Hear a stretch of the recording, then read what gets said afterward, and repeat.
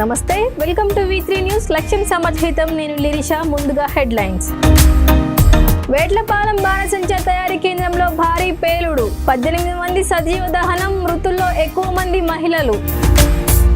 అడ్డగోలు వ్యవహారాలు, అక్రమాలకు పాల్పడుతున్న కాంగ్రెస్ ప్రభుత్వం. రేవంత్ రెడ్డి పాలన వినాశకాల విపరీత బుద్ధి అన్నట్లు తయారైంది.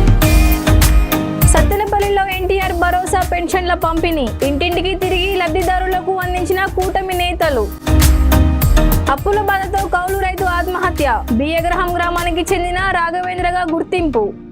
ఇక వివరాల్లోకి వెళితే, సామర్లకోట మండలం వేట్లపాలెంలోని బాణసంచా తయారీ కేంద్రంలో శనివారం భారీ పేలుడు సంభవించింది. ఈ ఘటనలో 18 మంది మృతి చెందారు. టపాసులు తయారు చేస్తుండగా ఒక్కసారిగా పేలుడు సంభవించినట్లు సమాచారం. పేలుడు దాటికి మృతదేహాలు చెల్లాచెదురుగా పడ్డాయి. అలాగే ఈ ప్రమాదంలో అనేక మంది కార్మికులు తీవ్ర గాయాలు అయ్యాయి. పేలుడు సమయంలో మొత్తం 30 మంది కార్మికులు ఉన్నట్లు తెలుస్తోంది. సమాచారం అందిన వెంటనే అగ్నిమాపక సిబ్బంది అక్కడకు చేరుకొని మంటలను అదుపు చేశారు. మృతుల సంఖ్య మరింత పెరిగే అవకాశం ఉన్నట్లు సమాచారం. మృతుల్లో ఎక్కువ మంది మహిళలు ఉన్నారు. పేలుడు శబ్దం విని స్థానికులు భారీగా అక్కడకు చేరుకొని సహాయక చర్యలు చేపట్టారు.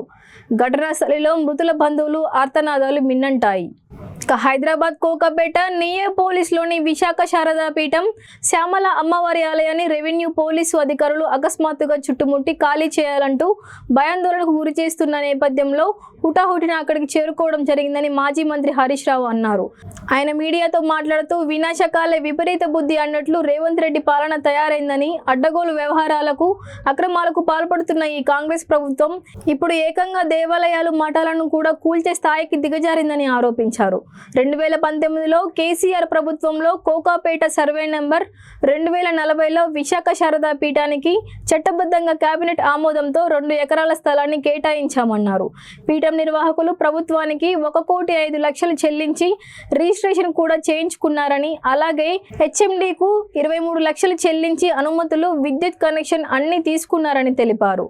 కేసీఆర్ ఆనవాళ్లు చెరిపేస్తా అంటూ కేసీఆర్ కట్టిన గుళ్ళు, గోపురాలు, మఠాలను కూల్చడమేనా రేవంత్ రెడ్డి ఉద్దేశమని హరీష్ రావు ఆరోపించారు. ఆంధ్రప్రదేశ్ ప్రభుత్వం మార్చి నెల పింఛన్లను ఫిబ్రవరి 28న ఒక రోజు ముందుగా రాష్ట్ర వ్యాప్తంగా పంపిణీ చేపట్టింది. మార్చి 1న ఆదివారం సెలవు దినం కావడంతో వాలంటీర్లు, సచివాలయ సిబ్బంది ఉదయం 6:30 గంటల నుంచే లబ్ధిదారుల ఇళ్లకు వెళ్లి నేరుగా పింఛన్ సొమ్మును పారదర్శకంగా పంపిణీ చేశారు. పల్నాడు జిల్లా సత్తెనపల్లిలోని 18వ వార్డులోని ఎన్టీఆర్ భరోసా పింఛన్లను కూటమి నాయకులు పంపిణీ చేశారు. ఇంటింటికి తిరిగి లబ్ధిదారులను కలిసి పింఛన్లు అందజేశారు. పెన్షన్ల పంపిణీలో టీడీపీ జిల్లా ఉపాధ్యక్షులు దరువూరి నాగేశ్వరరావు, కార్యకర్తలు, కూటమి నేతలు పాల్గొన్నారు. ఒక కౌలు రైతు అప్పుల బాధతో ఆత్మహత్య చేసుకున్నాడు. కర్నూలు జిల్లా బైలుపత్తికొండ, డి కోటకొండ గ్రామాల మధ్య ఘటన జరిగింది. గోనెగండ్ల మండలం బి అగ్రహం గ్రామానికి చెందిన రాఘవేంద్ర ఆటో నడుపుకుంటూ 3 ఎకరాల పొలం సాగు చేసుకుంటున్నాడు. పంట దిగుబడి, పెట్టుబడులకు కూడా సరిపోకపోవడంతో 5 లక్షలు ప్రైవేటు వ్యక్తుల వద్ద అప్పు చేశాడు. వడ్డీ వ్యాపారుల ఒత్తిళ్లు ఎక్కువ కావడం, అప్పు తీర్చలేక మనోవేదనకు గురయ్యాడు. అస్పరి మండలంలోని గోడగొండ గ్రామంలో బంధువుల ఇంటికి పెళ్లికి వెళ్లి స్వగ్రామానికి తిరిగి వస్తూ బైలుపత్తికొండ, డి కోటకొండ గ్రామాల మధ్య ఆటో ఆపి చెట్టుకు ఊరేసుకుని ఆత్మహత్య చేసుకున్నాడు. మృతునికి భార్య సువర్ణమ్మ, 3 కూతుళ్లు ఉన్నారు. ఇక బంజారా హిల్స్ లోని రెనోవో సెంచరీ హాస్పిటల్లో అత్యాధునిక ప్రమాణాలతో కూడిన department of Bharosa bone marrow transplant and solution therapy unit ను అందుబాటులోకి తెచ్చింది. ఆసుపత్రిలో ఏర్పాటు చేసిన కార్యక్రమంలో బిఎంటీ యూనిట్ ను పెద్ది శ్రీధర్ రెడ్డి, డాక్టర్ వేణుబాబులు ప్రారంభించారు. ఈ సందర్భంగా వైద్యులు మాట్లాడుతూ ప్రపంచవ్యాప్తంగా అందుబాటులోకి వస్తున్న అత్యాధునిక వైద్య చికిత్స పద్ధతులను తమ ఆసుపత్రిలో అందుబాటులోకి తెస్తున్నట్లు తెలిపారు.